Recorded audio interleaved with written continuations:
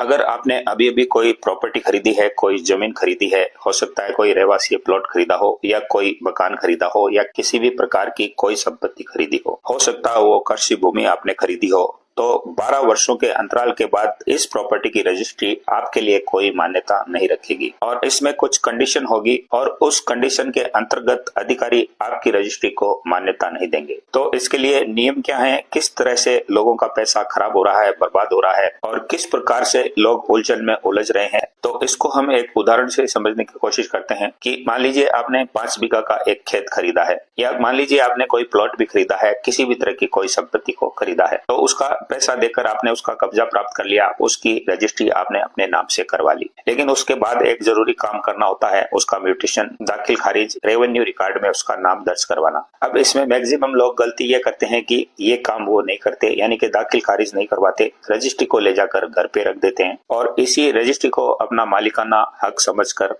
अपने आप को उसका मालिक समझकर बैठ जाते हैं। लेकिन इसके बाद की जो आगे की प्रक्रिया है उसको वो पूरा नहीं करते और सबसे बड़ी गलती यही है जो हम करते हैं। क्योंकि मैं अपने पूर्व के कई वीडियोस में बता चुका हूं कि किसी भी प्रॉपर्टी की रजिस्ट्री करवाने के बाद आपको उसका मालिकाना हक पक्का करने के लिए दाखिल खारिज, म्यूटेशन करवाना जरूरी होता है। अब जो भी साथी इस वीडियो को देख रहे हैं जिन्होंने हाल ही में किसी भी प्रॉपर्टी को खरीदा है और अपनी प्रॉपर्टी की रजिस्ट्री